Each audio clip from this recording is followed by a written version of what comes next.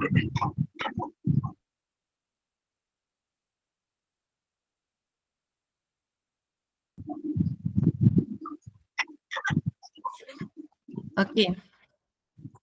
Okey, cikgu, kita mula.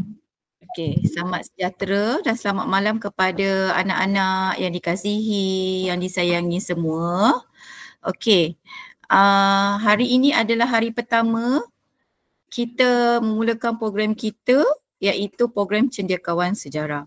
Okey, program ini bagi membantu diri sendiri dan juga rakan-rakan sekalian juga. Okey, untuk memperkukuhkan, memperkayakan lagi tentang apa yang kita pelajari setakat ini dan diharapkan dengan adanya program begini dapat membantu rakan-rakan yang lemah dan membantu diri kita juga sendiri dalam meningkatkan lagi prestasi dan markah yang diperolehi sebelum ni. Okey, jadi untuk permulaan ini, program malam ini akan dimulakan oleh saudara Yusri Daniel. Okey, tahniah kerana menyahut cabaran kita pada kali ini. Okey, ada. Okey, bagus. Okey, jadi cikgu serahkanlah kepada pentas ini kepada Encik Yusri kita. Okey, dipersilakan. Terima kasih Cikgu Sheila atas ucapan tadi. So kita terus ke pelajaran hari ini lah sebab tak perlu muka Dima kot sebab semua dah tahu dah saya. So hari ini kita akan buat perbincangan atas kertas percubaan sejarah negeri Selangor. So tak ada alasan lah sesiapa kata oh Yusri saya tak ada kertas ni, saya tak dapat dokumen ni sebab nampak sangatlah tak dah hilangkan kertas sejarah sendiri. So tapi kalau ada juga yang tak ada, saya dah present kat depan sini, so boleh tengok kat sini lah. Dan seperti yang dikatakan oleh cikgu, kalau boleh ada buku teks sejarah tingkatan 4 dan tingkatan 5 sangat dihargai. So soalan pertama, kalau kita tengok kat sini, dia tanya bagaimanakah Kesultanan Melayu memperoleh wilayah taklukkan. So keyword kat sini kita adalah wilayah taklukkan. Keyword yang kita mainly mention kat sini adalah perkataan-perkataan di soalan yang kita tahu kalau kita tengok kita boleh terus dapatkan jawapan kat mana dalam textbook kita. Contoh kat sini wilayah taklukkan adalah keyword kita. Ya, ni form 4. Sekarang soalan 1 hingga soalan 20 adalah tingkatan 4, soalan 21 hingga 40 adalah tingkatan 5. Dan satu request ya, kalau ada apa-apa soalan boleh terus buka mic, kalau tak ada instruction boleh terus buka mic dan tanya ya, sebab saya tak dapat tengok chat box frequently, so boleh terus tanya dengan buka mic ya. So wilayah taklukkan kat sini dia maksud dia adalah conquer, iaitu sebuah negara berperang ke atas negara lain dan menakluk tempat tersebut. So antara tersebut, kalau kita tengok untuk wilayah taklukkan, yang paling obvious kat sini adalah peperangan lah sebab dia takluk. So perperangan yang paling obvious answer kalau kita tengok. Tapi pertuanan pun boleh diconsider, tapi yang paling tepat sekali adalah perperangan lah jawapan dia ya. Dan jawapan ni boleh ditengok kat muka surat 7 buku teks tingkatan 4. Kat tepi sana bahagian wilayah taklukkan kalau ditengok.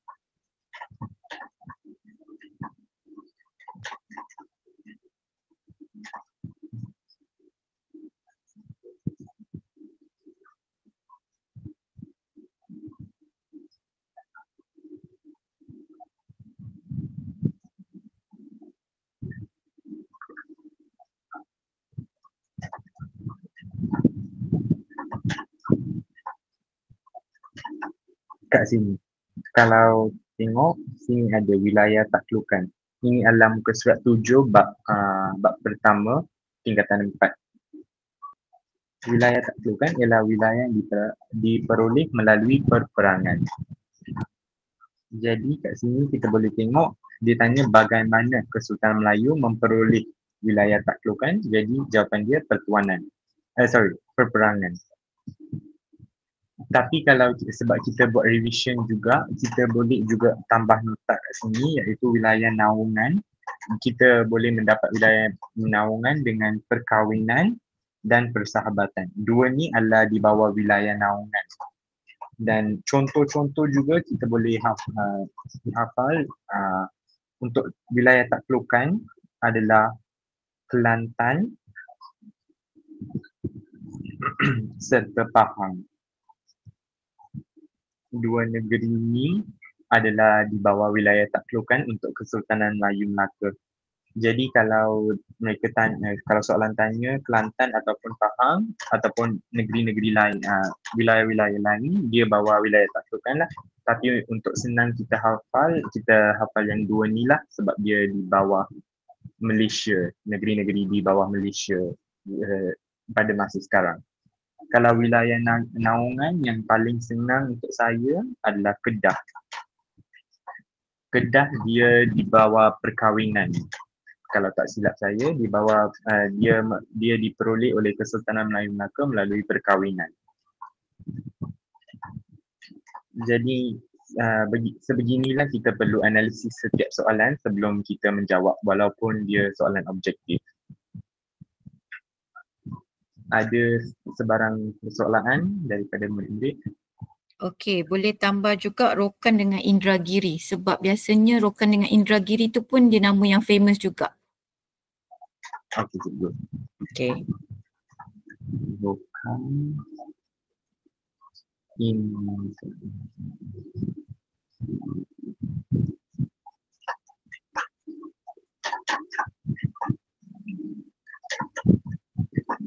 any soalan? Semua faham ke? Okay. So next kita soalan 2, dia masih di bawah bab 1 tingkatan 4 juga. Dan keyword kita kat sini adalah hukum kanun Melaka. Jadi kita semua dah tahu dah hukum kanun Melaka. Kat mana kita trial kita ni tanya banyak markah. So hukum kanun Melaka pasal 30. Let's be honest, kita semua tak tahu apa pasal 30 tu kat hukum kanun Melaka sebab ramai tak baca. Tapi kita tengok sini, peraturan urus niaga. Kita tahu urus niaga dia berkaitan dengan duit. So duit dia, kalau dia ada duit, apa yang first thing kita fikir pasal sejarah kalau ada duit? Please, anyone? Ekonomi. Betul, adik Kowindran. Ekonomi. Jadi kalau kita tengok kat muka surat 10 tingkatan 4, dekat hukum kanun Melaka ada sebuah ada bidang ekonomi juga diperkatakan kat sini. Jadi kita, walaupun kita tak tahu apa pasal 30 bincangkan, tapi kita tahu dia di bawah ekonomi. So kita tengok dulu apa jawapan, apa pilihan jawapan kita. Kat sini dah ada jawapan tapi kita tengok jugalah jenis-jenis cukai pelayaran, pengharaman amalan riba, hukuman kesalahan mencuri dan nakoda tentukan jumlah cukai. Jadi kita dah tahu dah kalau hukum kanun Melaka dia tak ada kaitan dengan nakoda langsung sebab dia lebih kepada undang-undang laut Melaka. Dan pelayaran pun dia lebih kepada undang-undang laut Melaka juga kalau kita tahulah. Jadi ini dua adalah undang-undang laut Melaka.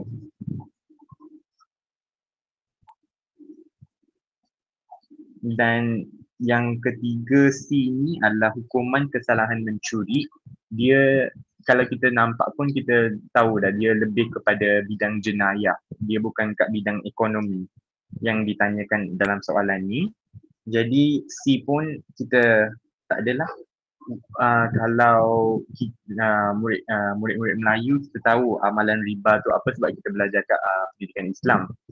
Tapi kalau bukan murid Melayu, kita even this method kalau kita guna cukai pelayaran dengan nakoda tak ada. Hukuman kesalahan mencuri pun dia lebih kepada bidang jenayah. Jadi yang only option left kita adalah pengharaman amalan riba lah. Tapi kalau juga nak tahu amalan riba adalah kat sini dia macam kadar faedah yang sangat tinggi dan tidak bersesuaian dengan harga barang tersebut. Jadi itu adalah yang dikatakan oleh bidang ekonomi di bawah pasal 30 kat Hukum Kanun Melaka. Yang ni boleh rujuk muka surat 10 ya. Okay, so soalan ketiga. Yang ni adalah sudah masuk bab 3. Bab 2. Sorry.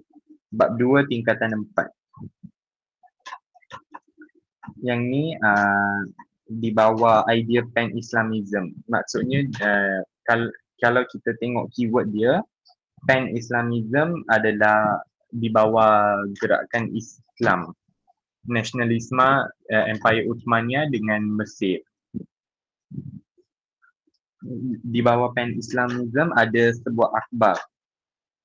Jadi kalau kita tengok yang ni kena hafal lah sikit, tak ada choice lain. Yang ni kena hafal juga sebab dia lebih kurang dia hanya yang C ni je dia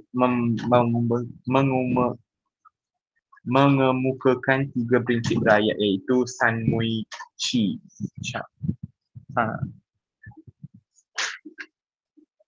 San Min Chui. Maaf. San Min Chui, iaitu nasionalisme di China adalah San Min Chui. Ya, dan walaupun tiga-tiga nampak sama, tapi dia ada perbezaan dia lah, iaitu berpegangan kepada Al-Quran dan Hadis, dia adalah gerakan Islam. Dia bukan pan-Islamism. Kembali kepada ajaran Islam sebenar pun dia adalah gerakan Islam. Dia bukan di bawah pan-Islamism. Pan-Islamism dia hanya penyatuan persaudaraan je. Dia mau kepada brotherhood among Islam lah. Tapi kalau kita tengok juga boleh kita differentiate sikit lah, sebab pan-Islamism nampak macam modern sikit. Nampak macam modern sikit. Jadi kita bolehlah tahu sebab sekarang kita banyak guna perkataan brotherhood. So kita bolehlah tahu penyatuan persaudaraan ni macam tu. So kalau tengok apa-apa yang moden sikit, dia lebih kepada pan-Islamism. Kalau lebih kepada Al-Quran, Hadis dengan ajaran Islam, dia lebih kepada gerakan Islam. So ni antara tips-tips dia lah. Tapi kena baca juga, tak ada option lain untuk topik ni sebab dia ada poin-poin tertentu kat setiap perenggan. Jadi walaupun bukan semua, sebab kita semua tahu kita ni bukannya rajin baca sangat. Jadi kita ambil, kita buat akronim ke, baca at least fakta-fakta, poin-poin dia mainly, at least dapat markah sana sini kot. Yang ni di bawah perkembangan nasionalisme di Asia, di bab 2 muka surat 26 dan 27. Maaf ya, saya lupa untuk tunjuk kepada anda. Nanti dekat soalan tu boleh tambah macam tadi, memperkuat rasa persaudaraan kan, menyatukan persaudaraan Islam. So kepada kemajuan, kena tambah macam kepada kemajuan. Tadi macam Yusri sebut, pan-Islamism ni lebih ke arah macam moden sikit kan. So memang dekat dalam buku teks pun dia ada tulis tu, membawa umat Islam kepada kemajuan. So boleh tambah ayat dekat jawapan tu, penyatuan persaudaraan umat Islam. Memang dia bangkit menghalang perluasan kuasa barat kan, dan dia juga membawa kepada kemajuan. Betul lah, kita kalau nak belajar memang kita kena smart lah juga kan. Kalau kita ingat secara konvensional, kita mungkin tak dapat beza sebab gerakan Islah dengan Pan-Islamism ni macam lebih kurang. Tapi betul juga kata Yusri, kita boleh tengok macam Pan-Islamism ni lebih kepada macam modern sikit. Boleh cikgu boleh terima idea tu. Okay, bagus. Dan sebab kita dah ada kat bab 2 ni, kita bolehlah ambil sedikit key point untuk nasionalisme di negara lain juga sebab bolehlah kita habiskan topik ni sekaligus. Boleh. Ini adalah boleh kata key point untuk kalau dia ada perkataan ni, dia di bawah nasionalisme di bidang apa.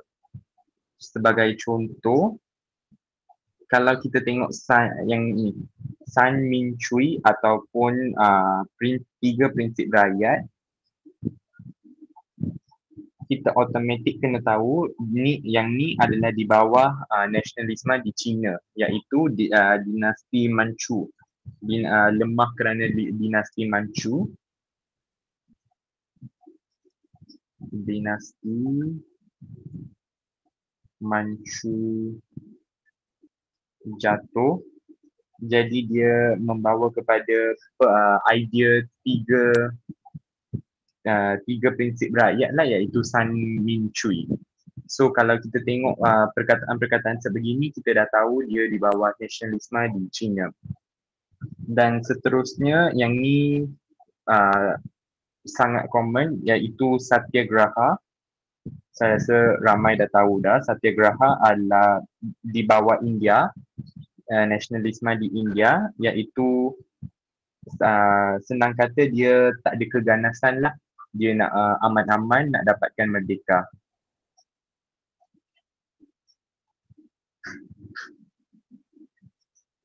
Nasionalisme di India. Dan yang paling obvious adalah semangat Bushido. Yang ni adalah untuk Jepun. Jadi ini adalah 3 key point untuk kalau nak tahu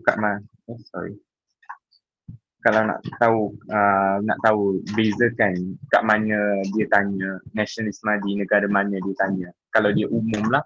Kalau dia bagi lagi spesifik untuk yang tanah Melayu, dan kita tengok soalan ke bawah ada tak untuk tahu apa-apa key point.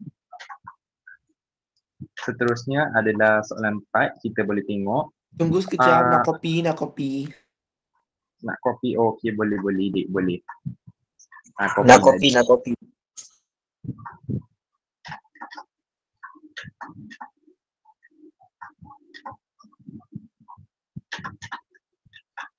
Dan disclaimer je, salinan ni tidak akan dihantar ya. So saya saya nak tahu bahawa anda fokus ke tak, saya takkan hantar salinan je. So kalau anda nak salin sekarang je, tu je. Tak ada salinan akan dihantar ya.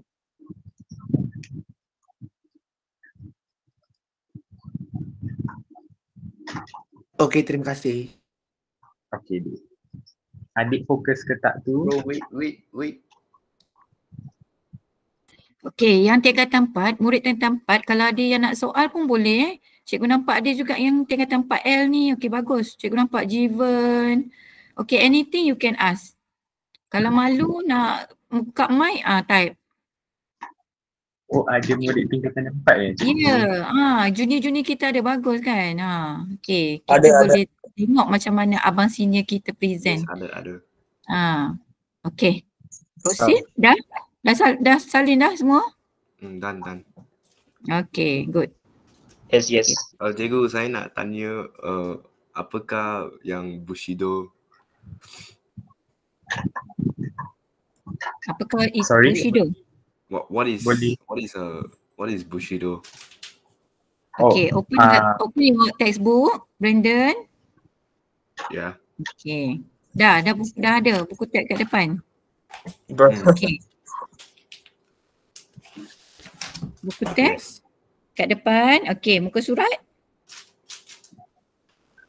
Ada jumpa? 27. Okay, soalan ni pun memang famous. So kalau soalan tingkatan 4 pun mungkin akan keluar juga soalan yang mengenai Bushido ni. Sebab SPM pun dia akan ada banyak kali tahun dia tanya juga Bushido ni. So good Wait. question to ask this. Oh, Okay. cikgu, tapi itu Ya? buku yang form 5. Bukan. No lah, No. this one. Nampak sangat lah Brandon. You belajar ke tak belajar dalam kelas? Cikgu, saya punya muka surat 27 tak sama cikgu. 6, 7. Textbook. How come? This one tingkatan 4 lah Brandon. You're in for you, right? Ya. Awak buka buku teks mana Brandon? Oh, okay. Cikgu ada. Saya nampak awak ni. macam 37. Bukan, awak pakai spek Okay. So kita buat revision. Okay, bagus. Okay, so Bushido, okay boleh explain? Kalau kita tengok kat buku teks, dia cakap sikap yang sanggup menanggung risiko dan bersungguh-sungguh untuk mencapai cita-cita dan sedia berkorban demi melaksanakan tanggungjawab terhadap ketua dan negara. Tapi memang ramai, termasuk saya juga, kalau first time kita baca, kita tak akan faham pun. Jadi dia semangat Bushido dia macam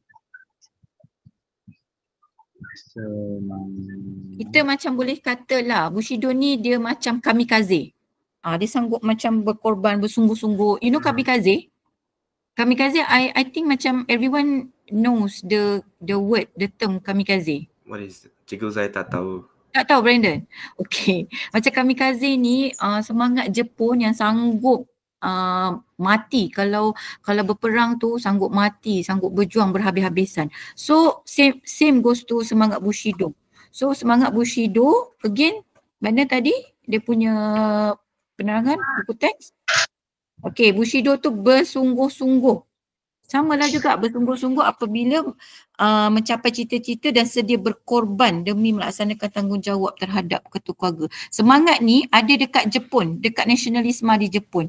So kalau dalam Perang Dunia Pertama, Kedua kan, memang Jepun ni dia memang akan bersungguh-sungguh melawan, tak kira lah nyawa dia ke terancam ke apa, dia sanggup mati untuk negara. Tu semangat Bushido dia.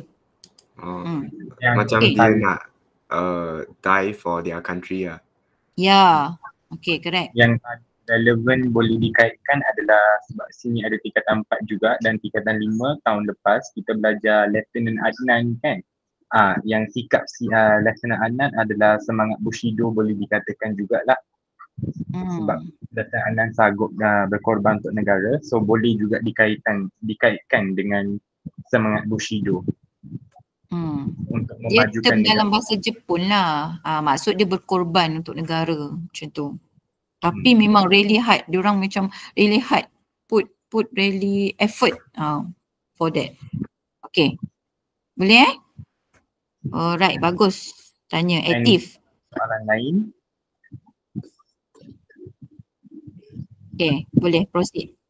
Okay. Jadi kita boleh tengok dengan soalan 4. Okay, soalan 4 ni dia bercakap dalam bab 2 juga, tapi dia lebih kepada 2.6 faktor kemunculan gerakan nasionalisme, nasionalism. Bab 2 tingkatan 4. Yang ni kita boleh tengok kat muka surat 35 ya, tingkatan 4. Kalau kita tengok soalan tanya, bagaimanakah institusi ini menyemarakkan nasionalisme dan dia wujud pada abad ke-20.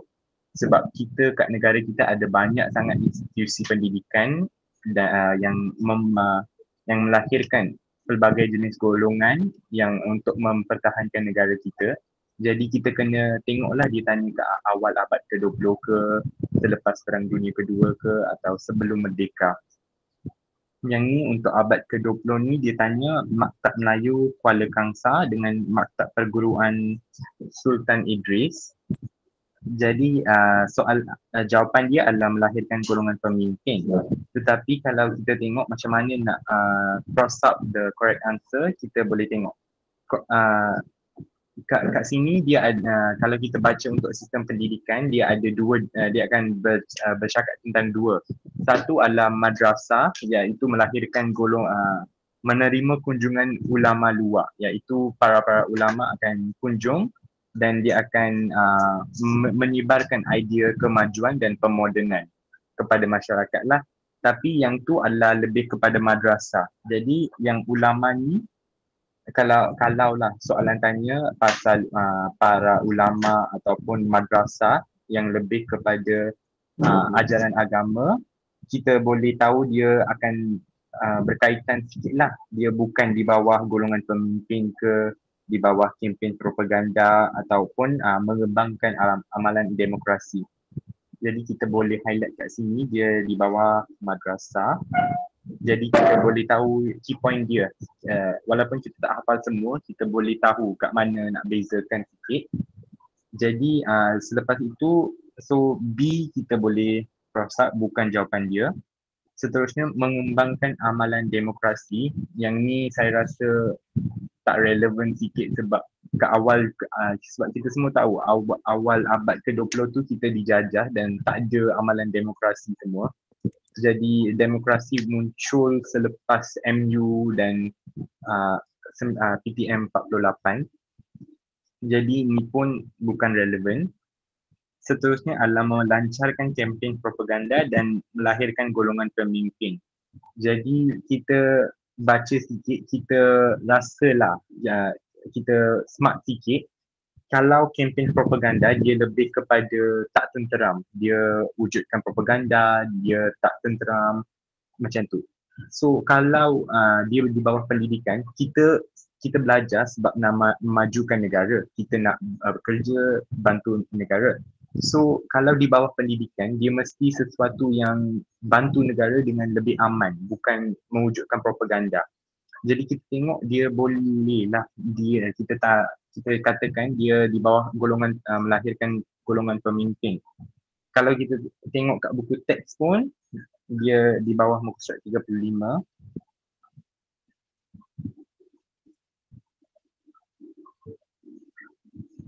Minta maaf, line slow sikit. Kat sini, seperti yang saya kata, sini ada, kalau tengok sini ada madrasah. Saya pun nak baca nama dia, hafal nama dia memang susah. Jadi saya tengok madrasah dan terus sikit. Institusi ini memberi idea nasionalisme melalui kunjungan para ulama. So seperti yang saya katalah, kalau madrasah, anything yang related kepada agama, dia akan nampak, jawapan dia akan lebih kepada bidang agama lah, iaitu kunjungan para ulama dalam kaum muda dari Sumatera Barat dan pelajar dari Mesir, iaitu dia kembangkan idea nasionalisme dengan kunjungkan para ulama. Tapi jawapan kita bukan kat sana. Jawapan kita kat sini, Maktab Melayu Kuala Kangsar dengan Maktab Perguruan Sultan Idris. Dan kita boleh tengok kat sini melahirkan golongan yang memimpin rakyat. Yang ni dan seperti yang cikgu tahu, yang ni kita ada perdebatan sikit dan kita tahulah sebab skema tak betul dan kita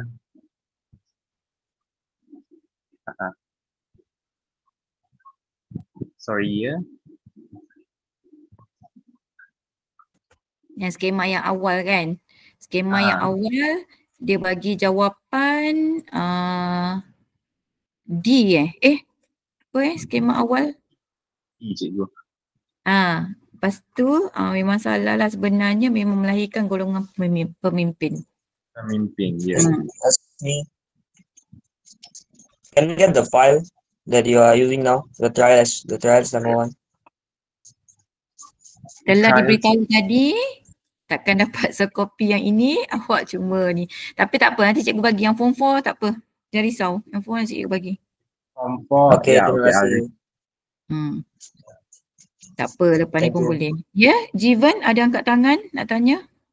Okey, kalau kita tengok soalan ni pun, dia menyemarakkan nasionalisme. Bila nasionalisme, dia berkaitan dengan perjuangan cintakan negara dekat negara kita. Jadi, dan dia lebih kepada maktab Melayu, maktab perguruan, semua ni pendidikan lah.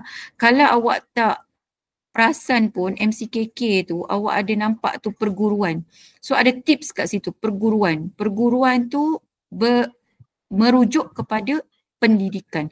Bila macam dulu, bila kita nak lahirkan orang-orang yang berjuang, orang-orang yang faham tentang perjuangan kemerdekaan ni adalah melalui daripada sistem pendidikan tu. So golongan cerdik pandai ni yang akan berjuang dan akan akan mendapatkan kemerdekaan. So akan melahirkan daripada pendidikan ni jugalah akan melahirkan golongan pemimpin yang akan berjuang untuk kemerdekaan. Okey. So propaganda memang bukanlah, propaganda ni perkara yang tidak baik, kempen propaganda. Benda-benda yang negatif. Okey, Jivan ada nak tanya tadi, angkat tangan Jivan. Ada juga accident.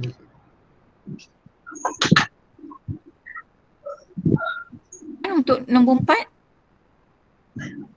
Tak ada? Boleh kita teruskan? Okey. Barang soalan daripada tingkatan 5, budak-budak tingkatan 5. Tingkatan 5 should be more active. Alright.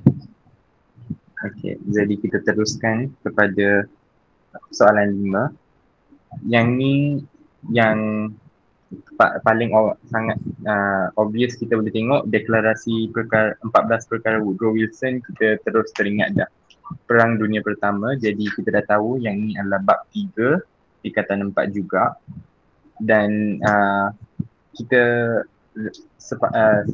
setahu saya ramai dah tahu dah apa faktor Perang Dunia Pertama, apa kesan dia semua. Dan kalau kita tengoklah deklarasi 14 perkara Woodrow Wilson ni selalu dia pasal kesan dia. Dan kat sini pun dekat sini dia tanya tentang prinsip. Prinsip dia ada 2 prinsip kat deklarasi Woodrow Wilson ni. Boleh saya dapat any volunteer untuk cakap apa 2 prinsip tersebut? Saya boleh. Satu jawapan saya. Yang prinsip pertama tentang penentuan nasib negara oleh rakyat sendiri. Yang kedua, sempadan negara berasaskan bangsa. Okey, betul. Tengok buku teks ke sendiri hafal? Actually soalan ni kami dah bincang dah, so masih ingat. Okey. So betul lah seperti yang dikatakan. Yang prinsip untuk deklarasi ni, kalau senang kata, yang ni adalah selepas Perang Dunia Pertama untuk tenteramkan ada persidangan damai di Paris. Jadi dalam tu adalah deklarasi 14 perkara Woodrow Wilson ni diterai dan 2 prinsip dilaksanakan, iaitu seperti yang dikatakan, penentuan nasib negara oleh rakyat sendiri, dan lagi satu adalah sempadan negara berasaskan bangsa. Jadi yang ni tak ada option lain, kena juga baca at least, hafal tak at least, baca at least dapat tahu sikit. So yang ni tak ada sangat dah, sebab semua ni boleh dikatakan sebagai sebuah deklarasi, sebuah klausa dalam deklarasi. Jadi kena baca jugalah. Tapi jawapan kat sini adalah B. Jadi saya proceed kepada soalan seterusnya. Yang ni adalah di bawah maafkan saya, yang ni adalah muka surat 56 ya, kalau nak rujuk tingkatan 4, buku teks tingkatan 4. Dan seterusnya untuk soalan 6, yang ni FOSS 136. Any of the form 4 or form 5 lah, boleh lah. Boleh tak cakap anything apa, at least a small brief introduction on FOSS 136 so that kita boleh tahu kita kat same page ke tak. Please, any volunteers? Pranif, jangan. You dah jawab dah, bagi kepada orang lain. Okay, Corinne nampak sangat. Saya dengar je. Force 136 menentang Jepun. So apa dia buat? Dia melakukan sabotage dan menyebar propaganda sebab Jepun ni mereka torture rakyat tanah Melayu. Okay, adik Corinne tanya sikit introduction je, you dah bagi dah jawapan. Tak apa. Dia orang menurunkan pasukan gerila anti-Jepun. Ya betul. Siapa Yadrex ni boleh tahu? Yadish from 4C. Okay. Ya, betul. Force 136 adalah sebuah pertubuhan lah yang dibentuk oleh, kalau tak silap saya, oleh British untuk sebagai anti-Jepun. So Force 136 ni untuk anti-Jepun dan dia bersekutu juga dengan pertubuhan gerila Melayu lah untuk menentang Jepun. Dan antara kerjasama yang dibuat dan berjaya, kalau tak silap, adalah melakukan sabotage kepada tentera Jepun dan menyebarkan propaganda. Jadi seperti yang selalu dikatakan oleh Puan Sheila, sejarah selalu akan ada related questions. Kalau seperti kita tengok kat sini, menyebarkan propaganda. Perkataan propaganda tu ada kat sini. Dan dia menentang Jepun. Dan kita tahu kalau pertubuhan gerila adalah sesuatu yang rahsia dan dia berjenis radikal. Boleh katakan radikal lah, dia macam ganas. So kalau dilakukan propaganda, so kat sini kalau kita tengok kat atas, dia yang ni pun campaign propaganda. Kod-kod kamu tidak tahu apa maksud propaganda, boleh juga rujuk soalan lain dalam kertas tu. Dan ini adalah di bawah experience sendiri. Banyak jawapan akan ada kat soalan lain. Kertas sejarah memang very frequent macam tu. Even adik Povindran, adik Monshua, adik Hakim semua boleh support saya. Yes, saya agree dengan statement Yusri tu. Saya setuju. Iya. Ya, so adik-adik form 4 rujuklah soalan lain je. So lebih lagi kata 2 kan? Kata 2 memang frequent ada, kadang jawapan kat bawah, kita boleh tengok kat atas.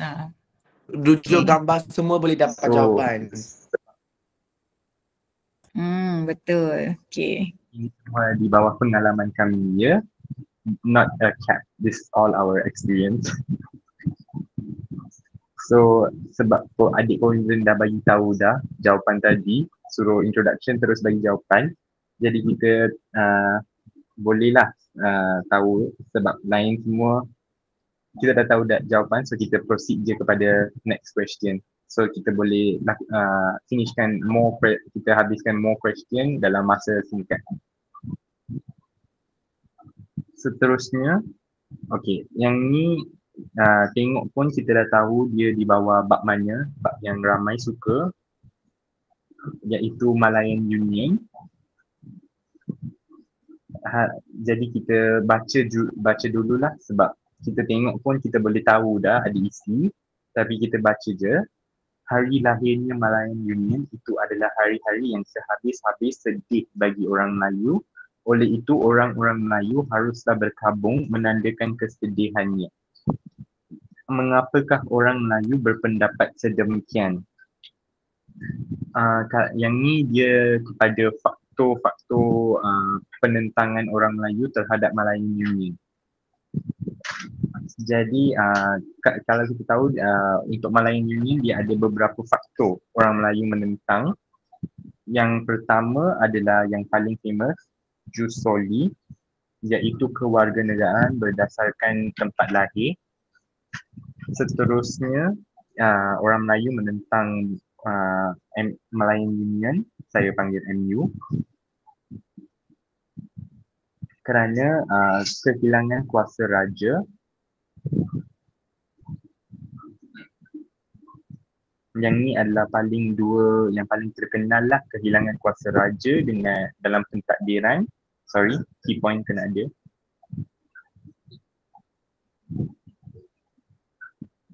Pentadbiran dan jus soli. Ini dua adalah yang paling famous Jadi at least kalau especially yang form 5, kalau tak hafal semua pun at least yang dua ni untuk MU kena ingat sebab yang ni dua adalah very famous. Kalau kita tengok pun soalan dia sangat frequent. Jadi kat soalan ni pun dia berkaitan dengan salah satu ni. Boleh tak siapa bagi tahu apa ya, apa soalan ni berkaitan dengan, especially form 5 sebab dah buat kan, please.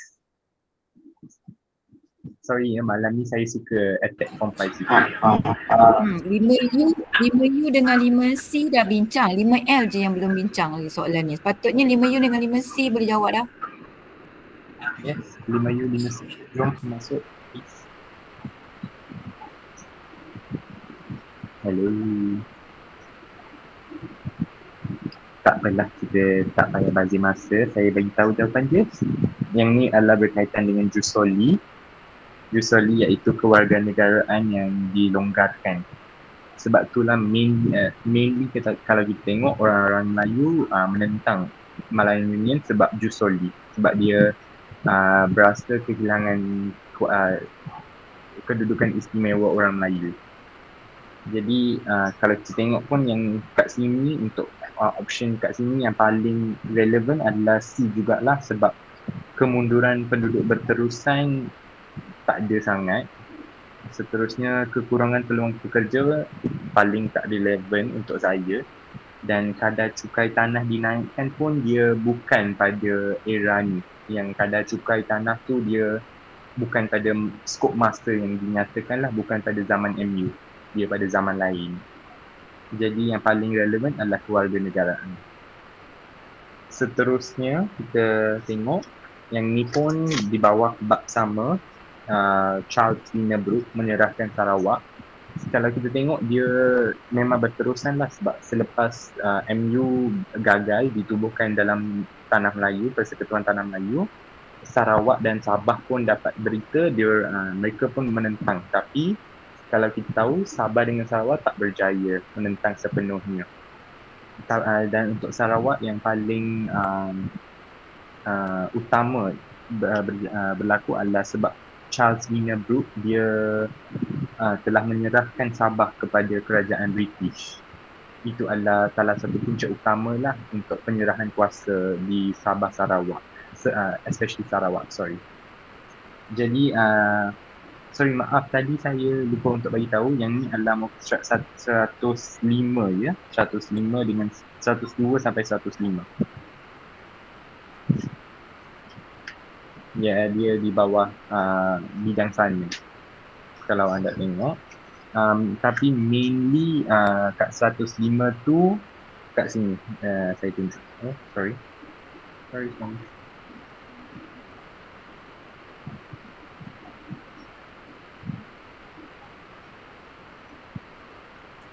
Dia kata kunci dia tu kesedihan orang Melayu. Apa lagi yang orang Melayu ni nak sedih kalau kewarganegaraan tu diberikan secara terbuka. Itu perkara yang paling menyedihkan pada ketika itu. Jadi bila kewarganegaraan dibuka, keistimewaan mungkin akan berkurangan kan. Itu menjadi betul-betul kesedihan dan menyebabkan berkabung. Boleh ingat tu.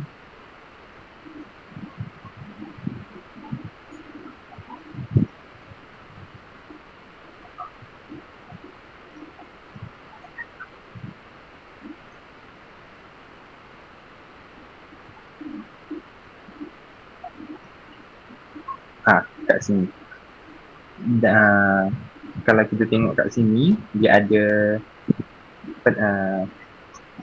kenyataan hari lahirnya Melayu Union itu dianggap sebagai hari kematian oleh orang Melayu. Peristiwa ini meruntun hati ribuan orang Melayu yang berhimpun memakai lilitan kain putih disongkok sebagai tanda berkabung. Jadi kita bolehlah tengok dia sebagai sangat sedih. Jadi diorang berkabung. Jadi boleh relate dengan soalan kat sini. Okey, betul.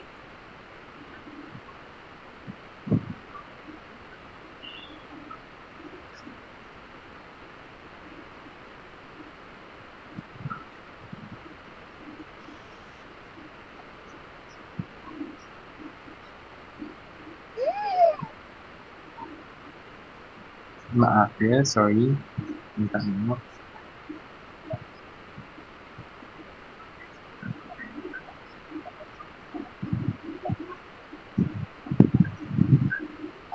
Semua boleh tengok ke? Cikgu boleh tengok? Boleh. Okay, cikgu. So, kita pergi pada next question. Yang ni muka surat 102 hingga 105. Dan yang seterusnya adalah Charles Lindbergh menyerahkan Sarawak kepada kerajaan British. Jadi yang ni kalau kita tengok, dia di muka surat 107. Dia di muka surat 107. Kalau kita tengok, Charles Lindbergh dia menyerahkan Sarawak kepada kerajaan British sebab 3 faktor. Iaitu faktor pertama adalah masalah pewarisan takhta.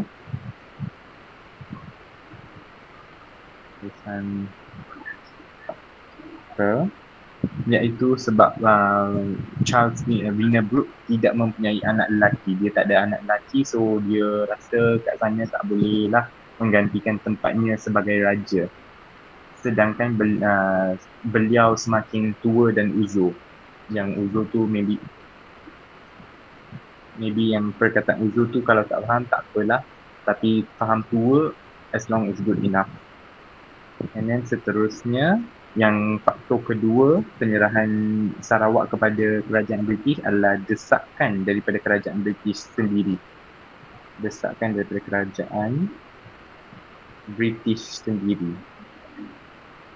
Jadi British dia mendesak Lindbergh untuk memberikan kuasa yang lebih luas kepada British lah, untuk so that mereka pun dapat meluaskan penjajahan mereka di Sabah dan Sarawak. Sebab kita tahu Sabah dan Sarawak memang banyak hasil bumi mereka.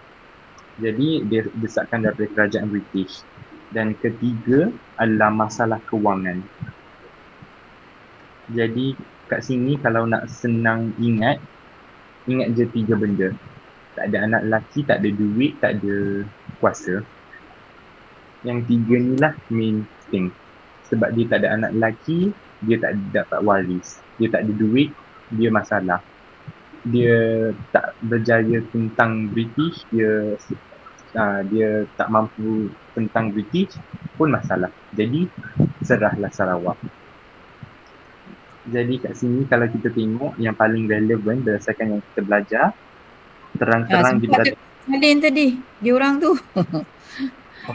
Sorry. Kalau tak sempat salin tak apa. Tak payah balik. Suruh je dia orang buka muka surat 107 tu kan. Okay. 107. Ni dah ada dah kekurangan kewangan kan. Dia kalau ikutkan Lindbergh ni, dia dah memerintah Sarawak selama 100 tahun sebenarnya. Kalau ikutkan dia tak ada masalah kewangan at the first place. Sebab dah 100 tahun dia memang dah stable dah. Tapi selepas Perang Dunia Kedua, dia mengalami banyak benda rosak. Kerosakan infrastruktur. Jadi bila dia nak bina balik Sarawak tu, dia dah tak ada duit dah.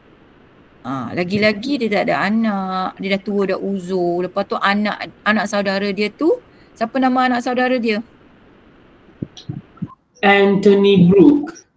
Anthony Brooke, yes, Anthony Brooke. Jadi anak saudara dia ni pula tak reti, tak tahu macam mana nak mentadbir kerajaan. So dia kaki perempuan lah, dia kaki mabuk apa semua kan. Jadi dia Lindbergh ni dia mempunyai rasa tanggungjawab juga dengan Sarawak kan. Daripada dia serahkan kepada anak dia yang tak tahu macam mana nak uruskan kerajaan, baik dia uruskan kepada British yang lebih arif dalam pentadbiran. Lepas tu ada kewangan yang kukuh untuk membina balik Sarawak. Kalau kita ikut side positif sebenarnya bagus juga Lindbergh ni, dia memikirkan orang Sarawak. Tapi waktu ini orang Sarawak dia ada rasa macam dihianati lah, sebab dah janji dah kalau 100 tahun akan diberi kemerdekaan. tapi tak tunaikan janji. Sebaliknya bagi dekat British. Sebabnya lagi satu dah dapat pressure, tekanan daripada, desakan daripada British tu sendiri. Okay, mungkin dia pressure kalau tak bagi, biasalah kalau kita tengok filem-filem kan, okay akan mengancam keselamatan keluarga kan. Okay, kita tak tahu kan, dia tak akan tulis dekat buku sejarah kan. Tapi kat sini dia kata desakan, dapat desakan. Okay, boleh? Dan sebab kita kat sini juga, kita bolehlah kod-kod soalan tanya, apakah reaksi penduduk tempatan terhadap penyerahan Sarawak ni. Kita boleh tulis sebab dia ada dua reaksi yang berbeza, iaitu satu golongan yang menentang penyerahan Sarawak dan satu lagi yang menyokong penyerahan Sarawak. Jadi kita bolehlah belajar juga, kita buat notasi kecil kat sini. Dua reaksi penduduk. Saya tak akan masuk sangat detail dia sebab kita kesutukan masa juga. Dan kalau saya masukkan yang reaksi ni sangat detail, dia tak akan cukup masa sebab dia akan masuk ke topik-topik seterusnya. Jadi saya akan tulis je sokong dan tentang. Harap-harapnya next time kita bolehlah masuk secara detail. Kita ada masa lagi, kita boleh masuk. Can we do the 9 one, the last one, please? Tadi kalau ikutkan cikgu pun dah sentuh sikit yang mengenai perlembagaan tu kan, perlembagaan yang 100 tahun tu kan. Tu termasuk dalam reaksi lah sebenarnya. Ada dua reaksi faktor penentangan Sarawak tu kan. Satu, dia bertentangan dengan perlembagaan Sarawak yang dijanjikan pada perlembagaan 1941. Dia janji sempena 100 tahun akan bagi. So itulah sebabnya ada yang positif, ada yang negatif. Positif tu yang menyokong lah. Negatif tu yang menentang. Jadi menentang sebab apa? Sebab dia dah janji. Dia dah janji dah 100 tahun nak bagi merdeka. Tapi tak bagi. Tu yang diorang menentang. You dah janji dengan orang, lepas tu tapi you mungkiri, siapa yang tak marah? Kita pun marah kan. So that's why they all menentang satu pihak tu. Okay, itu satu yang perlembagaan. So yang kedua adalah mengetepikan surat wasiat Charles Brooke. Charles Brooke memang dah kata, okay, dia bagi wasiat. Kalau memang akan berilah. Dia akan beri. Tapi dia mengetepikan. Vanner Brooke mengetepikan. Charles Brooke. Okay, sebelum dia meninggalkan, dia bagi wasiat. Okay, yang ketiganya, lagi satu, Gerard McBrien, dia gunakan muslihat. Muslihat nak dapatkan Sarawak tu, dia gunakan muslihat. Dia tipulah. Dia bagi perjanjian palsu, buat pujukan, sogokan. Tu. Sebab tu dia menentang. Okay. So itu je lah ceritanya. Tiga faktor tu je. Excuse me, can I know the answer for number 9 please? Number 9? Kita belum 9 lagi Adish. Kita baru 8. Yeah. I thought masa dah habis, that's why. Fokus. Alright, proceed. Next. Masa dah, kita boleh continue at least sampai soalan 20. Alright. Siapa yang nak stay? Okay. Ya betul, kita habiskan untuk yang form 4 kan sampai muka surat 20. Muka surat 20, nombor 20. Alright, boleh. Okay, Jiva? Saya ada satu soalan tu. Alright. Kalau dia Charles Brooks dah berjanji kepada Sarawak, kenapa dia masih dia tak bagi? Walaupun macam dia tak kisah sebab dia takkan ada apa-apa yang perlu buat dengan Sarawak selepas itu.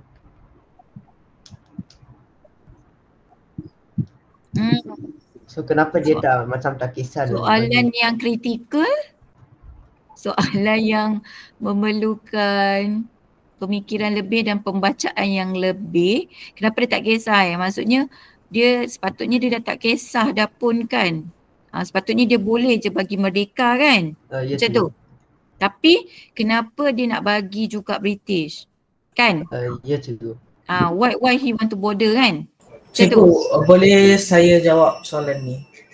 Okay, cuba Muhesh. Saya cubalah cikgu. Tapi saya rasa pada pendapat saya, kita kan dah tahu dia sudah menghadapi desakan British.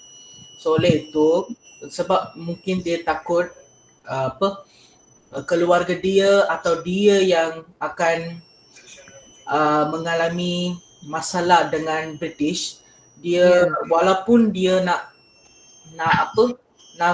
memulihkan keadaan Sarawak, mereka dia ambil keputusan untuk berikan kepada British lah. Dia anggap bahawa British akan memajukan Sarawak.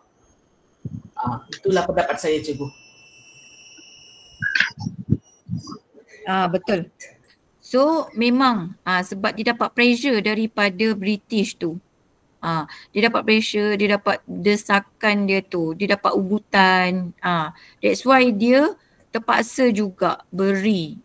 Dia tak boleh memberikan kemerdekaan kepada Sarawak sebab at the same time British push dia untuk dapatkan Sarawak daripada tangan dia. Tak boleh bagi merdeka dulu, bagi British, tak boleh. Nanti British takkan dapat sebab dah merdeka. Jadi British kena buat juga sebelum merdeka 100 tahun tu. Desakan, disebabkan desakan. Okay, dapat tak menjawab, Jivan? Ya, cikgu. Alright. Jadi selepas tu kita sambungnya, ada sebarang lagi soalan? Okey. Jadi untuk soalan 9 ni, kita tengok mengapakah pentadbiran British menyokong penubuhan Persekutuan Tanah Melayu 1948. Yang ni kita dah tahu dah terang-terang. Yang ni adalah di bawah bab 5 tingkatan 4. Bab 5 tingkatan 4, iaitu PTM 1948. Jadi kat sini kita tahulah dia lebih dalam masa peralihan selepas Malayan Union nak tukar, jadi dia dalam masa peralihan tu, dalam skop masa tu lah. Jadi kalau kita tengok mengapakah pentadbir British menyokong. Kalau kita nak tengok dulu, kita kena first understand kenapa ditentang dulu. Iaitu Malayan Union ditentang. Jadi oleh itu apa British buat, apa British buat dan apa cadangan oleh orang Melayu untuk untuk negara kita. Iaitu British telah menubuhkan Persekutuan Tanah Melayu 1948 dengan menerima cadangan daripada Wakil UMNO dengan Wakil Raja-Raja. Jadi selepas menerima cadangan tersebut dan cadangan beberapa parti lain, British telah memperkenalkan Persekutuan Tanah Melayu 1948 lah. Dan British sokong salah satu sebab British menyokong persekutuan ini dan kenapa British tak teruskan dengan MU adalah kerana semasa MU kita tahu semua orang Melayu menentang secara kehabis-habisan lah boleh dikatakan. Jadi untuk masa tu kestabilan politik mesti tidak dapat diwujudkan. Jadi yang paling kita tahu masa tu negara tak stabil. Jadi kalau kita tengok kat sini pilihan A, mengawal kuasa orang dagang, tak ada berkaitan langsung sebab semasa PTM 48 dengan MU dia tak ada berkaitan pun dengan orang dagang ke perdagangan, tak tiada kaitannya sebab dia lebih kepada pentadbiran negara. Dia di bawah skop, so dia yang ni bukan. Seterusnya adalah B, mewujudkan kestabilan politik, boleh dikatakan menangani penentangan radikal. Kalau kita tengok dia memang nampak macam jawapan dia, tapi bukan juga sebab orang Melayu tidak membuat penentangan yang radikal. Mereka tidak berganas-ganas seperti MPAJA dengan Force 136 dan Pertubuhan Gerila Melayu, yang itu adalah penentangan radikal secara keras-kerasan, secara ganas. Tapi untuk MU dengan PTM 48, orang Melayu tidak buat secara radikal, hanya secara literasi dan memberi surat bantahan dan semualah seperti yang kita belajar kat MU, iaitu memberi surat bantahan, membuat membuat apa tu sorakan, sorry demonstrasi.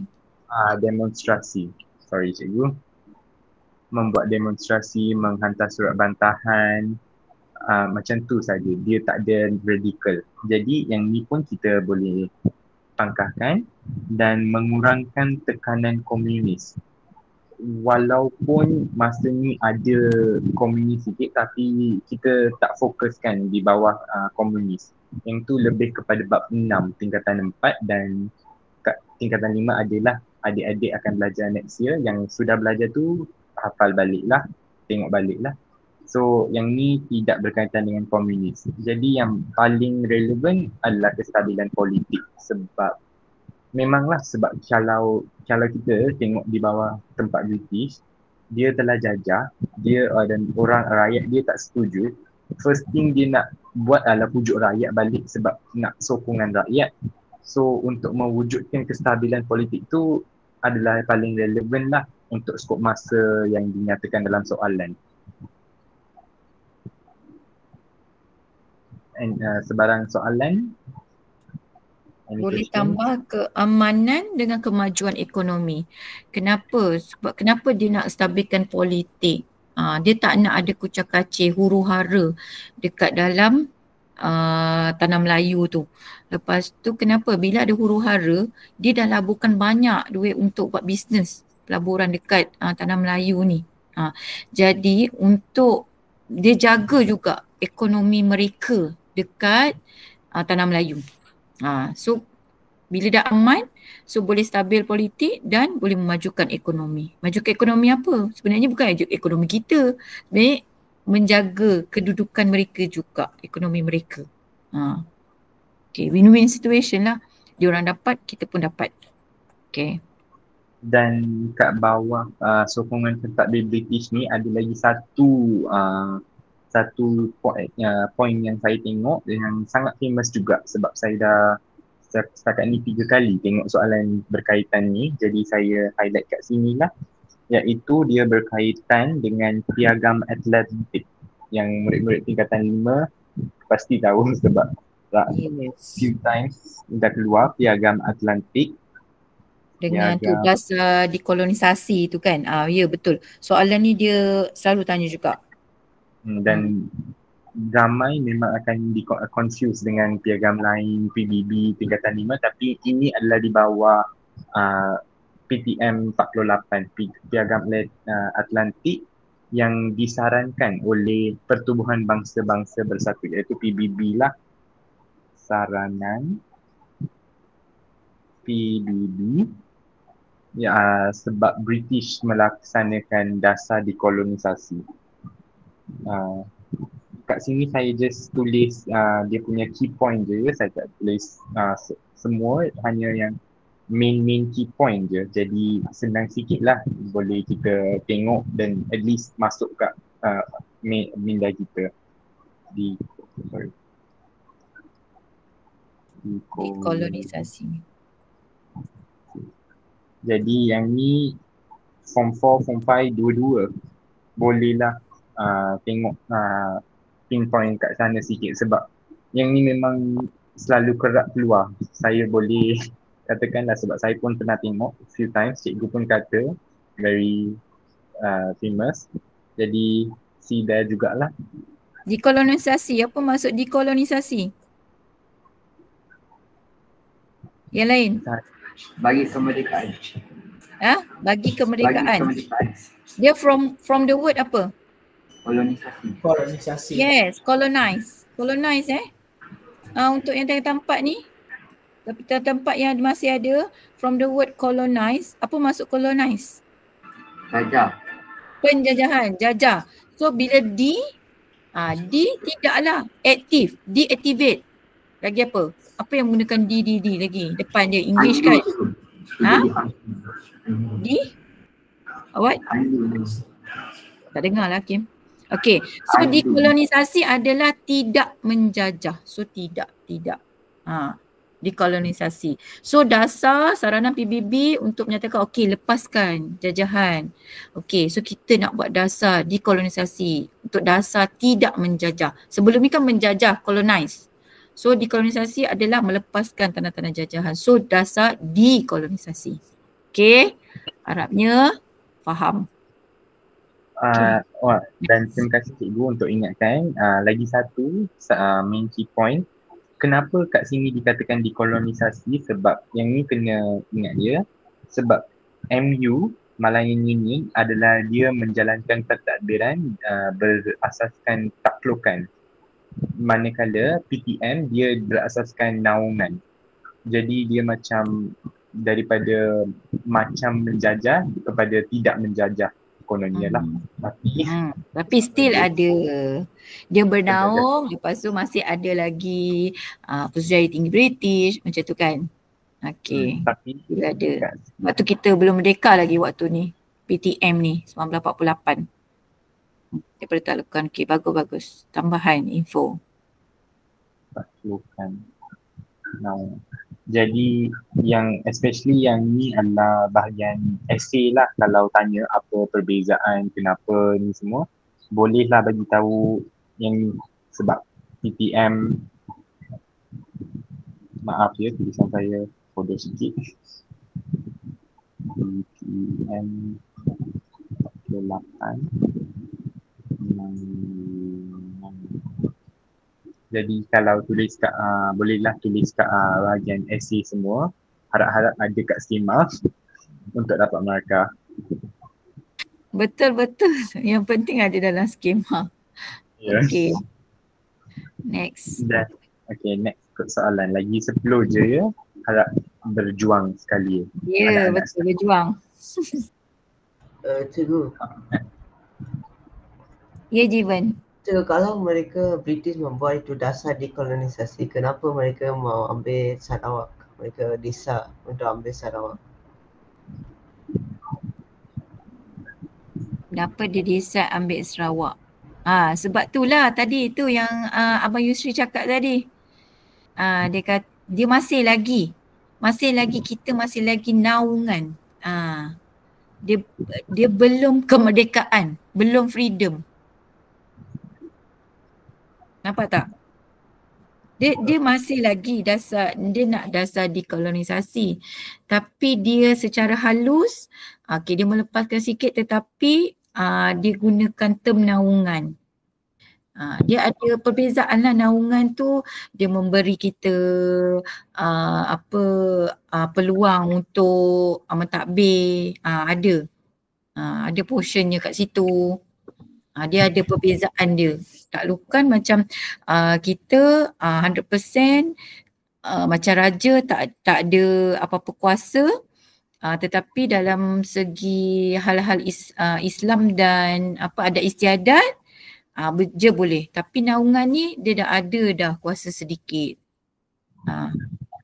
Kalau yang paling senang nak faham, saya just tunjuk kat kamera saya. Kalau kat MU, kedudukan governor ataupun pesuruhjaya tinggi dengan Raja Melayu macam sebegini. Pesuruhjaya adalah lebih tinggi daripada Raja Melayu. Tetapi untuk PTM 48, Raja-Raja Melayu dengan Pesuruhjaya dah sama level dah. Sebab untuk apa-apa rang undang-undang kalau nak diperkenankan, perlu ada persetujuan daripada Raja-Raja Melayu. So mereka macam equal level, tapi masih juga British yang kawan mereka. Just Raja-Raja Melayu adalah sikit kuasa. Tak ada sepenuhnya tapi ada sikit kuasa. Jadi nampak macam less penjajahan lah. Ya. Dia namakan je dekolonisasi, nampak macam okay, I give you certain level of freedom macam tu, tapi not for the whole gitu. Dia sikit-sikit lah kan. Okay. Dia tak nak bagi sepenuhnya kemerdekaan kita. Alright. Sambung. Boleh Jivan? Boleh cikgu. Okey, soalan seterusnya, apakah bukti kuasa Raja-Raja Melayu dikembalikan melalui peruntukan perundangan Seperti yang saya explain tadi lah. Jadi sebab saya dah ada beri sedikit penjelasan, any of the volunteers please jawabkan soalan ni please. Saya nak tengok faham ke tak. Come on, cepat-cepat please. Cepat. Boleh. kalau Form tak- 4 pun boleh jawab. Kalau tak ada murid saya pilih je. Okay, cepat.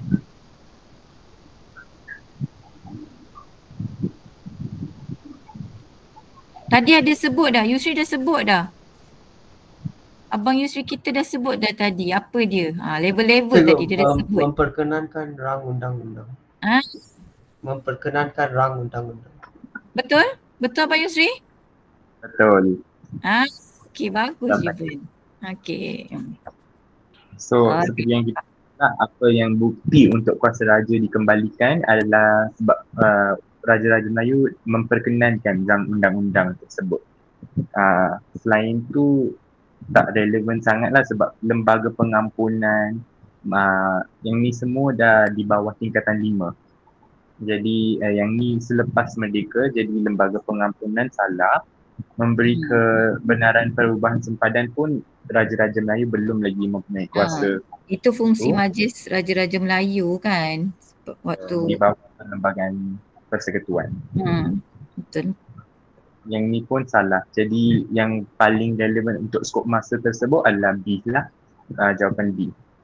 Bagus adik Jiven.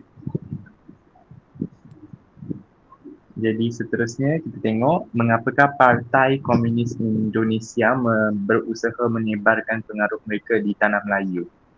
Jadi kalau kita baca soalan pun kita dah tahu dah ni bab mana. Kita sebab terang-terang mereka dah tulis komunis. Jadi yang ni adalah bab 6 tingkatan 4. Jadi kita kalau tengok sini yang ni adalah kat muka surat 146 dan kita first tengok dululah pilihan jawapan dia sebab ni lebih pada fakta. So kita tengok mana kita boleh dapatkan idea dia. First one, kegagalan menguasai Pulau Jawa. Nampak macam ya, nampak macam tak sebab Pulau Jawa dia Indonesia kan. So kita hold dulu, CRV dulu. Kekalahan Jepun di Asia Tenggara memang salah sebab kita dah belajar ideologi komunisme dah tersebar sejak dulu lagi, bukan baru-baru dia tersebar selepas kekalahan Jepun ke, bukan. Sebab dia disebarkan oleh Karl Marx dengan Friedrich Engels. Mereka yang menulis karya Das Kapitalis dengan manifesto.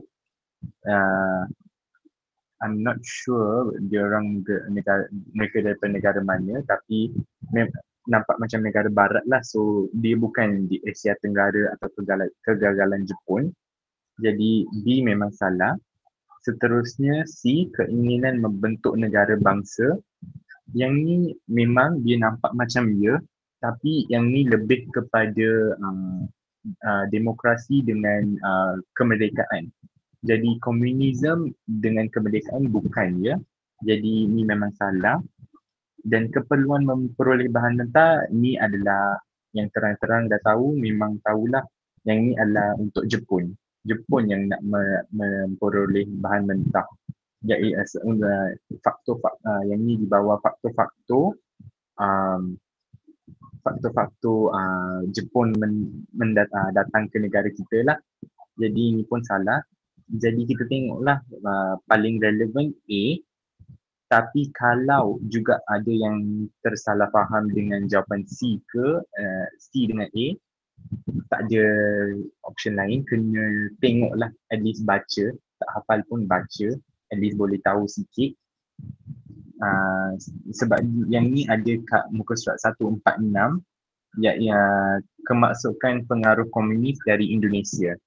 Saya sekarang tak dapat share sebab saya rasa kalau saya share saya punya file sini akan corrupt, so tak dapat share. Tapi kamu semua bolehlah tengok kat sini ada. Kalau tengok kamera saya kat sini kemasukan pengaruh komunis dari Indonesia. Kat bab sini kalau tengok ada kat sana. Jadi saya teruskannya atau ada soalan, please tanya. Ini soalan. Cikgu ada apa tambahan? Boleh teruskan.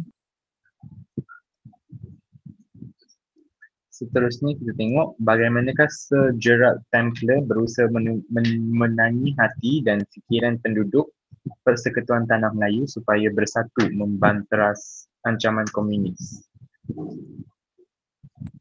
Jadi first thing first, keyword kita kat sini adalah ancaman komunis.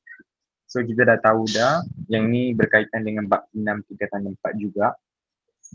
Tapi mainly kita dapat tahulah sebab most of the time satu bab tu dia akan keluar 2 atau 3 soalan untuk soalan objektif lah dan dia bawah-bawah je. So yang ni pun bab 6 tingkatan 4 dan yang ni kena hafal juga, tak ada option. Sir Gerald Templer ni dia memang famous untuk ancaman komunis dan yang dia punya paling famous adalah siapa tahu? Please, anyone? Siapa tahu apa Sir Gerald Templer paling famous untuk melaksanakan? Ni apa nama macam program dia? Apa strategi dia? Strategi Sir Gerald Templer ni? Cikgu saya jawapannya D. Kita bukan tanya jawapan, kita tanya apa Sir Gerald Templer ni, dia apa memenangi hati fikiran ni, apa program dia, strategi dia? Perang saraf. Yeah. Perang saraf. Okey, tulis kat situ, perang saraf. Sebab apabila kita tengok memenangi hati, kita kuasai badan macam tu. So saraf tu dalam badan kita kan cikgu. So kita betul. Boleh juga. Saraf tu nerve kan. Nerve tu dari belakang kan. Dia akan naik ke atas otak kan, ke brain kita. So memenangi fikiran cikgu. Otak tu fikiran. Yes, fikiran otak. Okey. So seperti yang adik Kowindran katalah, perang saraf. So kena ingat kalau Sir Gerald Templer perang saraf, nerve kita.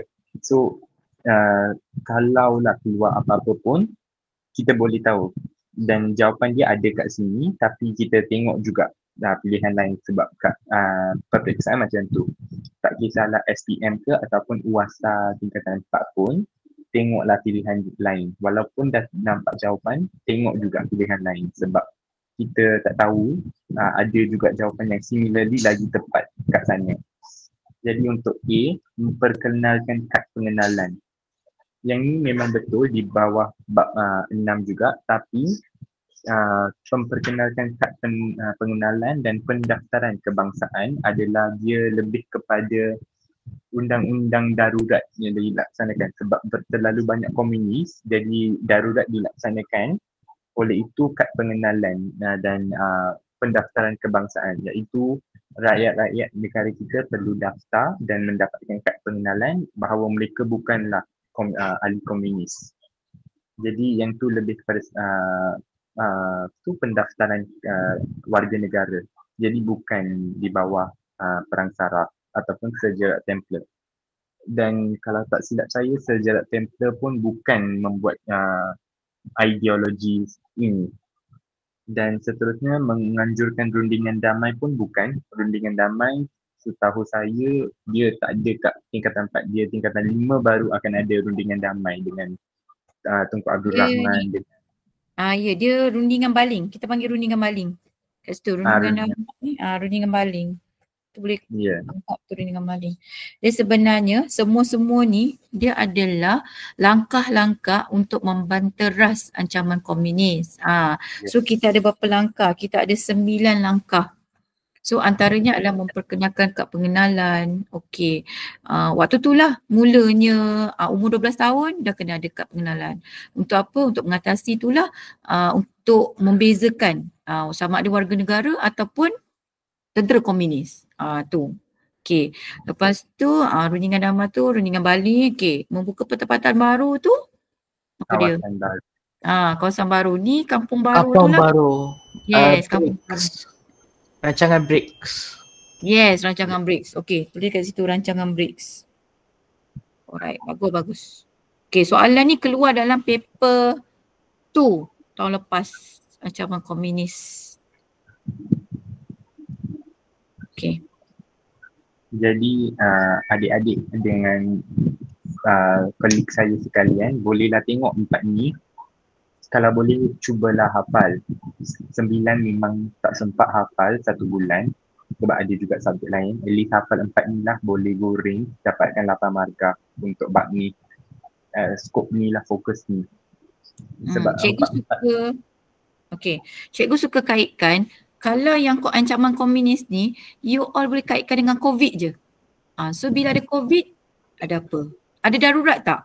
Ada. Sama tak dengan ancaman komunis? Ancaman komunis kita ada pengisytiharan darurat. So is it the same with COVID? Sama. So kita ada lagi apa? Perintah berkurung. Perintah berkurung kita ada. Okey, kita ada pemindahan penempatan tak? Kalau yang kena COVID tu dia kena pergi pusat kita panggil apa? Pusat kesihatan kan? Isolasi. Untuk isolasi. So untuk itulah untuk buat perintah berkurung tu kan. Okey. Dia memang ada kaitan je. Lagi apa kita boleh kaitkan dengan kad pengenalan kita boleh kaitkan dengan tu kad influenza tu, kad apa? Influenza pula dah. Vaksin sejahtera tu. Vaksin tu kan. Kita dapat pun boleh cikgu. So kalau tak ada MySejahtera tak boleh pergi mana-mana kan. Alright. Kita boleh, cikgu suka kaitkan dengan COVID sebab you all melalui zaman COVID tu. Okay. Betul. Alright. Jadi kita macam cikgu katalah, kita kalau komunis je, apa kita perlu fikir COVID-19. Yes. Lepas tu lagi satu ada pemerkasaan pasukan keselamatan. Kan? Bila COVID je, kita ada turunkan frontliner kan. Kita ada polis, kita ada tentera kan. Menjaga sempadan-sempadan. Tak boleh keluar daripada kawasan rumah melainkan kalau ada surat. Kalau nak pergi bekerja kan. Lepas tu kalau nak beli barang pun hanya seorang je dibenarkan. Siapa ketua keluarga beli barang, tak boleh beramai-ramai. Macam sekarang nak pergi beli barang pun beramai-ramai pergi beli beras bagai kan. Okey. Tak boleh. Sama juga. Okey. Tu je. Alright. Seterusnya kita pergi ke soalan 13. 7 soalan lagi adik-adik sekalian. Tahu dah penat dah tidur. Mungkin separuh dah pun tidur dalam meet ni. Tak tahu. Tapi 7 soalan lagi ya. Kita teruskan perjuangan kita. Jadi kita nak teruskan ke ataupun kita nak stop? Tak apa, kita boleh sambung. Kita banyak hari lagi. Banyak hari setiap malam kan kita nak buat ni. Rancangannya. So nak sambung ke macam mana? Everyone? Cikgu habiskan soalan 13 dulu. Okay, habiskan soalan 13 cikgu. Kita sebenarnya macam ada pengetua kan kat sebenarnya kat dalam ni. Apa kata kita bagi pengetua berucap sikit? Sir? Halo, selamat malam semua. Selamat malam. Selamat malam. Okay. Alright, guys. Actually, saya dah keluar daripada rumah nak jemput anak saya daripada tuition pula. So anyway, thank you so much Cikgu Sheila. Thank you to our dear guru muda. I'm very proud of you. What is his name? Hairis Daniel. Yusri. Yusri Daniel. Sorry. Yusri Daniel. Very good. Well done. I think this is the best way to study ya. Cara untuk kita study cara ini ialah bila kita mengajar orang lain, kita akan jadi lebih pandai. Alright. So all the best and thank you for all of Lasal sons who have come in for this meet ya. Moga anda memperoleh kejayaan yang terbaik dalam sejarah. This is all the efforts that you are doing and may God bless you with good results for your real SPM. Okay, thank you Cikgu also kerana mengorbankan masa dan tenaga dan waktu bersama keluarga juga. Alright, thank you so much. God bless you all. Okey, terima kasih Alright, sir. sama-sama. Nah, di atas support kerjasama, di atas sokongan penuh lah kepada kami ni kan. Tak sangka pula Su masukkan dalam ni. Okey. Terbaik.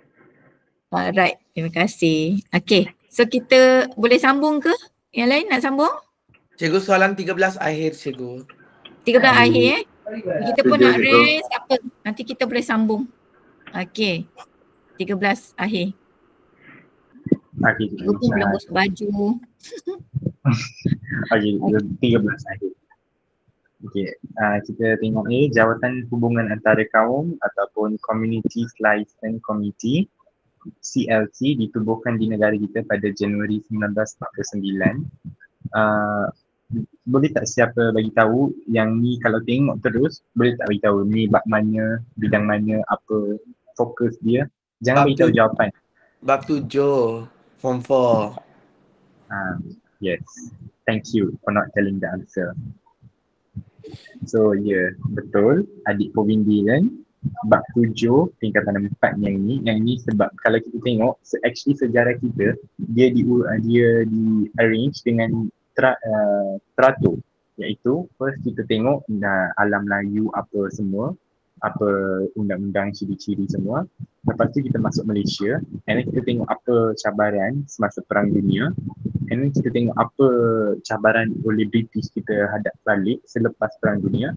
Lepas tu apa cabaran oleh komunis dan sekarang apa yang kita nak buat untuk selesaikan masalah tersebut, iaitu paling utama adalah masalah antara kaum lah, sebab kita pun tahu apa masalah kaum utama oleh golongan komunis dengan rakyat negara kita. Dan oleh itu yang CLC ini ditubuhkanlah sebagai satu perantara, sebuah jawatan kuasa yang dapat eratkan hubungan antara rakyat-rakyat dengan perpaduan kaum lah. Jadi setakat yang saya memberitahu ni, apa pandangan anda yang paling relevan untuk pilihan soalan ini, iaitu mewujudkan mewujudkan keadaan muhibah, membetulkan keadaan ekonomi. Yang kenapa dua ni tak ada? Boleh tak siapa bagi tahu? Satu je tadi iaitu mengkaji hubungan kaum secara mendalam. Sorry, repeat please. Mengkaji hubungan kaum secara mendalam. Ya, betul. Yang tu adalah fakta daripada buku teks sebab iaitu muka surat 174, betul kan, Franny? Tak pergi dah, tak tahu ke mana. Melatih penduduk tu bukan CLC, melatih penduduk tu sistem ahli. Yes, itu jawapan yang saya. Okey, boleh tu dekat situ sistem ahli. Sebab CLC ni adalah sebelum sistem ahli dibuat. Ya. Kita mesti selalu kena tengok skop soalan yang ditanya pada waktu apa.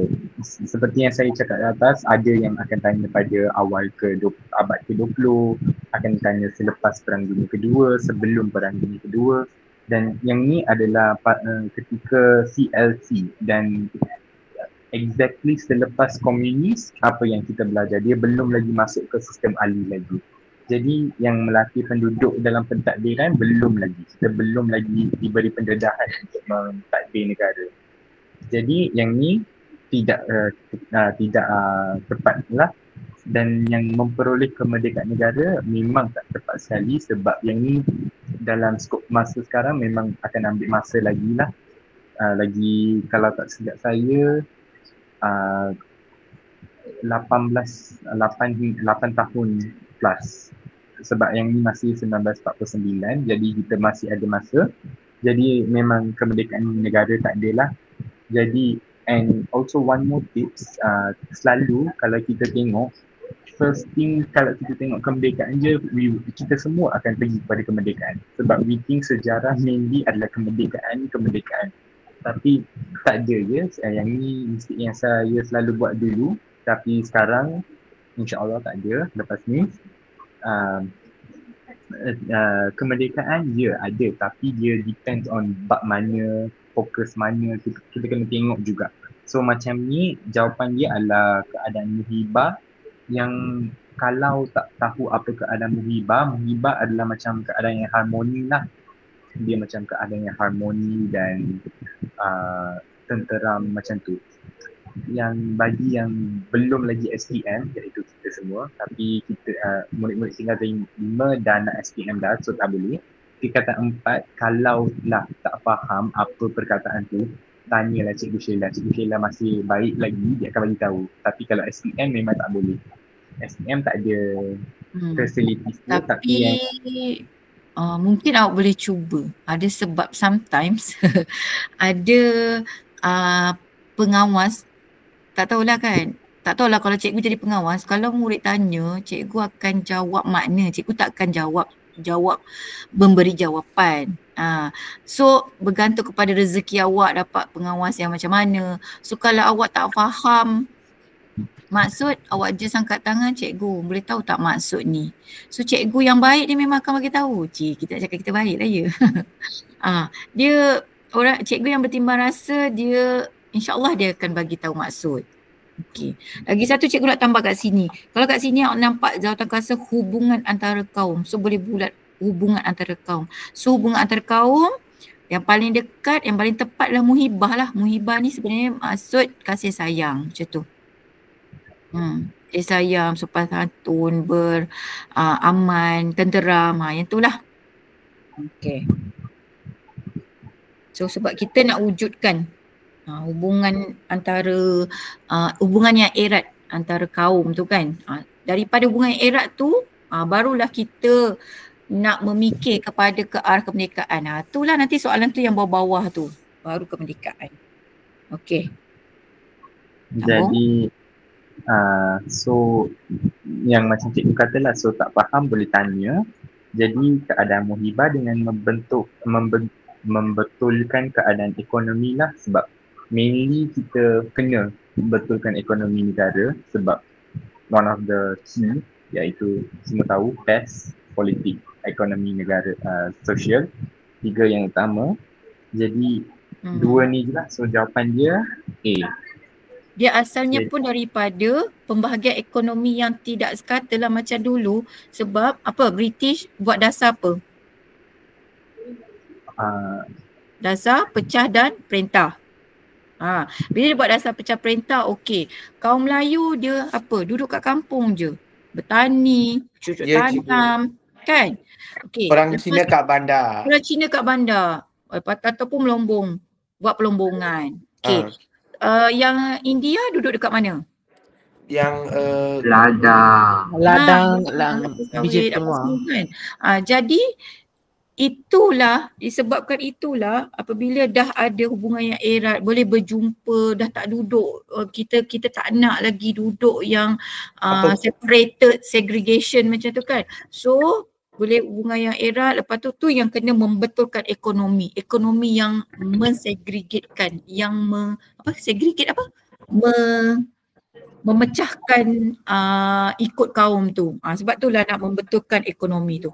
Cikgu, apabila kita memecah tu, kita ada kekangan kan untuk perpaduan?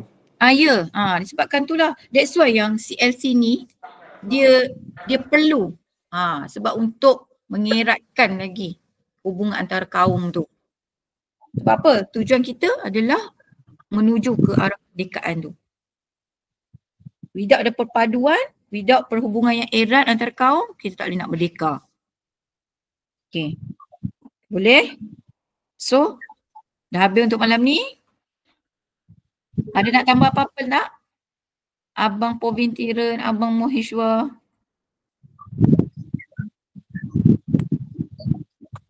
Ada lagi siapa? Pranif ada nak tambah? Sanjeev? Ya cikgu. Sigar? Ada nak tambah apa-apa? Tak ada cikgu. Kelas sangat faham je, boleh. Okay, faham kan? Okay. Well done lah. Okay, cikgu nak ucap tahniah lah kepada Yusri yang sanggup menerima cabaran, mengoffer diri untuk memulakan pada malam ni juga. Daripada tadi, petang tadi terus pop up. Sebenarnya cikgu dah bincang dengan Epsilon minggu lepas ke hari apa, cikgu tak ingat. Tapi waktu tu macam belum ada spark untuk terus buat. Okey, tapi tadi macam betul-betul lah, okey boleh buat terus. Okey, dan tahniah juga. Terima kasih banyak-banyak Yusri. Okey, banyaknya tu. Macam mana you all buat tu? Okey, kerana menjayakan program ni, memberi ilmu kepada rakan-rakan, berkongsi apa yang Yusri tahu. Okey, cikgu banggalah. Okay, so kita dah nampak dah the first step ni macam mana Yusri buat dengan baik. So moga yang akan datang ni, yang meneruskan untuk hari yang lain ni akan lebih sama baik ataupun yang lebih baik kan. Alright, tahniah. Okay, boleh kita dapatkan gambar? Boleh cikgu.